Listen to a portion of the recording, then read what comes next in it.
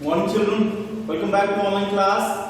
Student of class 7, chapter number 4, history, the creation of an empire. Now let's start our today's class, and our topic is the Mughal administration. हम लोगों ने पिछले कक्षा में जितने सारे मुगल बादशाह थे, मुगल बादशाह के बारे में हम लोगों ने पढ़ा था, और आज अब इस चैप्टर का जो है अगला पड़ाव जो है वह आ रहा है कि इन सारे बादशाहों ने अपना एडमिनिस्ट्रेशन को कैसे जो है वह संभाला. Now see here, the emperor was the supreme commander of armed forces and had several officials to assist him in administrative. बादशाह जो है वो सबसे सुप्रीम कमांडर था, यानी कि बादशाह जो है वो सारे नियमों को बनाता था, देखता था, और सभी नियमों से वह ऊपर था. वो जब चाहे किसी नियम को बदल दे, जब चाहे किसी नियम को बना सकता था. सर्वोपरि वही था. एंड सेवरल ऑफिसर्स असिस्टेंट, कुछ ऐसे ऑफिसर्स थे जो उसके ऑफिस में, उसके कोर्ट में, दरबार में वो असिस्ट करते थे, उसको असिस्ट में मदद किया करते थे. ठीक है, तो मदद करने के कारण जो है वह क्या था कि धीरे धीरे करके जितने सारे जो ऑफिसर्स थे वो उनकी जो छोटी सी जो प्लानिंग थी वो थोड़ी सी चेंज थी. वो क्या थी कि अपने प्लानिंग के अकॉर्डिंग जितने सारे जो मिनिस्टर्स थे उनको अलग अलग पोस्ट जो है वो दिया हुआ था. उनमें से कुछ आज मैं आपके सामने बताने जा रहा हूं. जैसे कि पहला है विजारत, मेरे बख्शी, शदार, मेरे समन, दरोगाए दाग चौकी, मेर तुगजक, मेर आतिश, दीवानी तान, दरोगाए तक्षल, दरोगाए डक. ये सभी जो पोस्ट थे वो मुगलिया सल्तनत के अकॉर्डिंग जो है वह थे. साथ ही इसमें हम देखेंगे कि आखिरकार ये थे तो कौन थे. ठीक है, तो चलिए सबसे पहले हम आते हैं इस पर विजारत पर. आखिरकार ये विजारत क्या था? द विजारत और वकील हेडेड द दीवानी विजारत. He look after the income, expenditure, collection of revenue and other official matter. इसका जो काम था वह था कि साम्राज्य का जो है, उतना बड़ा साम्राज्य का जो है वो इनकम जो है वह कहां से आ रहा है, कैसे आ रहा है और कितना इनकम आ रहा है उसको देखना. फिर खर्च कितने होते हैं, क्योंकि इतने बड़ी साम्राज्य का जो मालिक था उसको उसकी रक्षा के लिए कितने सारे बॉडीगार्ड्स थे, कितने सारे आर्मी थे, और नौकर चाकर, डेकोरेशन वगैरह पर जितना जो खर्च होता था एक्सपेंडिचर पर, वो ये मैटर सुलझाता था. साथ ही जो जितना लगान जो उसलाता था उसका भी देख रेख जो है वो विजारत ही करता था. एक तरह से कह सकते हैं ये वकील था जो कि एक तरह से उसको देख रेख करता था, वकालत करता था. कोई भी मैटर इस तरह के अगर होते थे तो उसकी यही सुलझाता था. Mir Bakhshi, the Mir Bakhshi look after the army and military affairs. Mir Bakhshi का काम था जो सैन्य से संबंधित जितने भी, मान लीजिए कि मिलिट्री कंपेयरिंग चल रहा है और इतना खर्च आ रहा है, मिलिट्री यहाँ से वहाँ जा रही है, अभी किस साम्राज्य से जो है वह लड़ाई चल रहा है, वहाँ कौन कौन से सैनिक गए हैं, वो सारा जो अफेयर जो है वो मीर बख्शी रखता था, जानता था.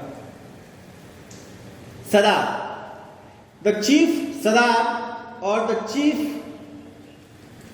Qazi looked after all the charities, religious affairs, education, etc., and also headed the Department of Justice.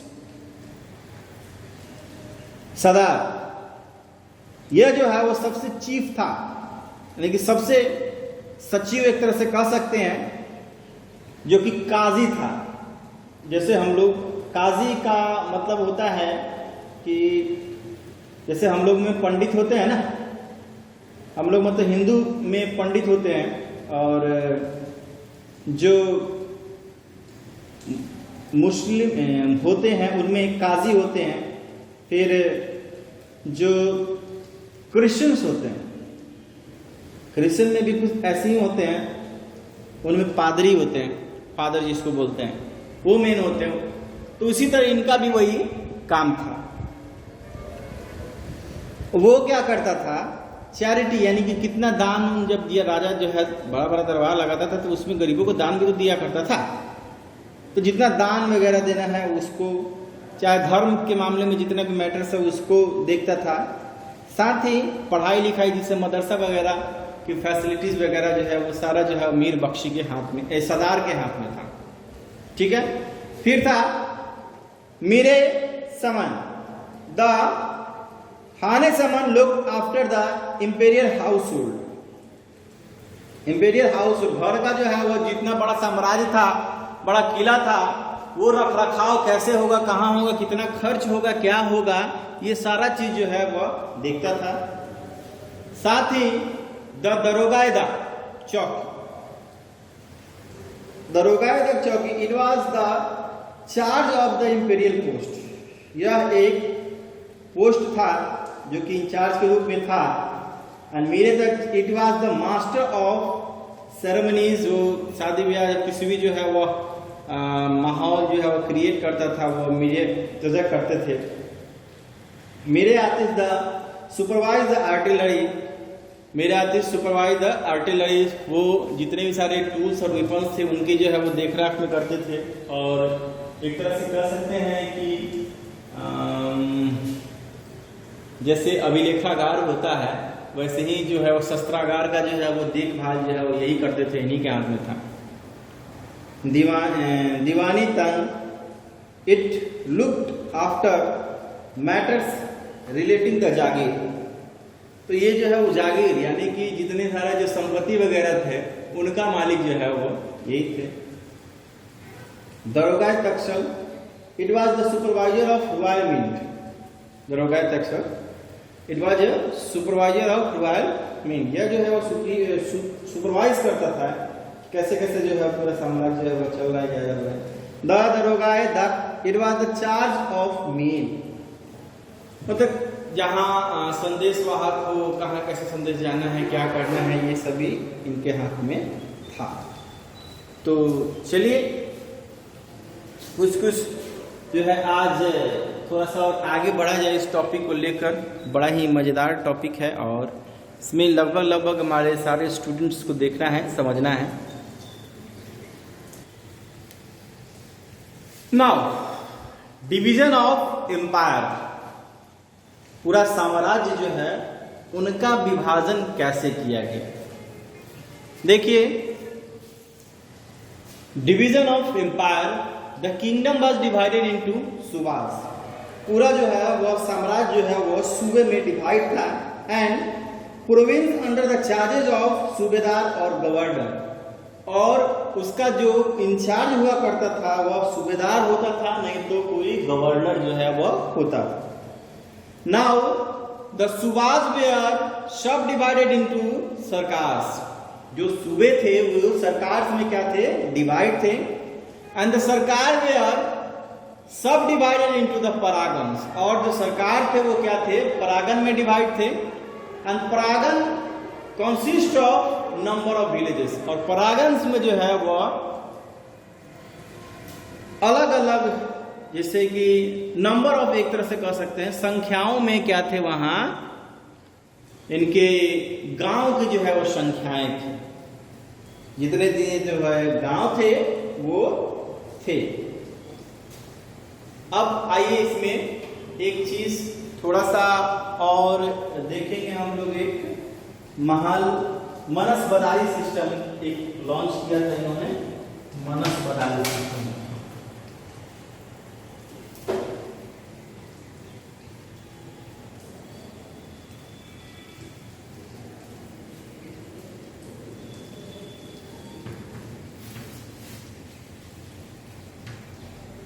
मनस-बदारी system, ठीक है। तो इसको देखने के बाद में मनस-बदारी सिस्टम आइए देखते हैं। देखिए मनस-बदारी सिस्टम क्या है। सबसे पहले देखा जाए तो जैसे जैसे रेवेन्यू सिस्टम जो है वह लाया गया, इस काल के दौरान देखा गया कि शेरशाह सूरी ने भी एक बहुत ही अच्छा जो है वह लैंड रेवेन्यू सिस्टम जो है वह भारत को दिया। लेकिन धीरे धीरे करके जब शेरशाह सूरी का जो सूरी डायनेस्टी का जो है पतन हो गया, तो अकबर ने मनस-बदारी सिस्टम जो है वो सबसे पहले लॉन्च किया। कहते हैं कि one of the most significant feature of the Mughal administration was the मनस-बदारी सिस्टम, यानी कि एक अच्छा और उम्दे किस्म का अगर कोई पॉलिसी आया, अगर कोई फीचर्स आया, गुण आया, तो वो मनस-बदारी सिस्टम है। It was refined from the इक्ता सिस्टम, वह एक इक्ता सिस्टम से जो है वह लिया गया था, उसी को स्पेंड करके। And it was the Central Asian region and its unique was largely Akbar contribution. मनसब means rank of position of in Arabic. It was graded system and every officer was assigned a mansab was called the मनस-बदार। इस system में जो है एक जो post होता था उसको मनसब कहते थे, और जो इस पोस्ट पर जो बैठता था उसको मनस-बदार बोला जाता था। इस पद्धति के तहत इसको मनस-बदारी सिस्टम भी कहा गया, ठीक है। तो इसमें देखते थे क्या कि यूजुअली ए मनस-बदार entire service at low rank but rose to higher rank through promotion on the basis of loyalty and service. His rank depend upon the number of horsemen he would maintain. साधारणतः जो है वो मनस-बदार में देखा जाता था कि इस रैंक के जो भी जो ऑफिसर्स थे उनको प्रमोशन भी मिलता था, लेकिन प्रमोशन कैसे मिलता था, तो उनकी सेवा पर आधारित था ये कि कैसे कैसे ये सेवा जो है वह देते हैं, कितने काल तक देते हैं और क्या क्या इनमें होता है, और काल के दौरान या जितने टाइम उन्होंने स्पेंड किया है उसके दौरान इन्होंने कितना ज्यादा फायदा जो है वो मुगलिया सल्तनत को पहुंचाया है, कितने इन्होंने अच्छी तरह से अपने वर्क को अंजाम दिया है, ये सारी चीजें जो है वो कंसीडर की जाती थी। और इसी पर इन लोगों का यानी मनसब का जो है वह प्रमोशन हुआ करता था, उसी पर जो है वह डिपेंड हुआ करता था। और इनको पोस्ट के रूप में जो है वह और भी ज्यादा घोड़े दे दिए जाते थे, हाथी दे दिए जाते थे, साथ ही कुछ पैसे वगैरह जो है बढ़ा दिए जाते थे और सैनिक भी बढ़ा दिए जाते थे इनके रखरखाव। मनस-बदार formed the ruling group in the Mughal Empire and they were expected to maintain fixed number of elephant, camels and car. इनमें क्या किया करते थे, एक नंबर्स जो है जैसे कि आर्टिलरी में जो है वह जो आर्टिलरी का जो है वो देखता था, तो आर्टिलरी कौन देखता था, मीर आतिश देखता था। उसी तरह से जो मनस-बदार थे उनको फिक्स कर दिया जाता था कि इतना एलिफेंट इनके पास है और कैमल इनके पास है। And during the war the king mostly used to troop a मनस-बदार but he did have his army to well-trained soldier to avoid direct threat to himself। और जो वार के दौरान होता था, ऐसे तो बहुत सारे आर्मी जो थे उनकी डायरेक्टली उनके पास हुआ करती थी, लेकिन ऐसे में वो क्या किया करते थे कि जितने भी मनस-बदार थे उनसे कांटेक्ट करते थे और उनसे जो है वह मदद लिया जाता था। साथ ही some मनस-बदार were paid in cash while others received Jagir and they maintained their expenses from income from जागीर। और मनस-बदार जो है वो कुछ जो है अपने पैसे से कुछ मनस्पदार को ये लोग जो है पैसा पेड करते थे और कुछ मनस्पदार जो है वो रेवेन्यू जो है वो वसूलते थे और उसी से अपना काम जो है वह चलाते थे और इस तरह से करके आगे जो है वो होता था। तो आज के लिए बस इतना ही, बने रहिए हमारे साथ, मिलेंगे हम लोग नेक्स्ट टॉपिक के साथ, तब तक के लिए धन्यवाद।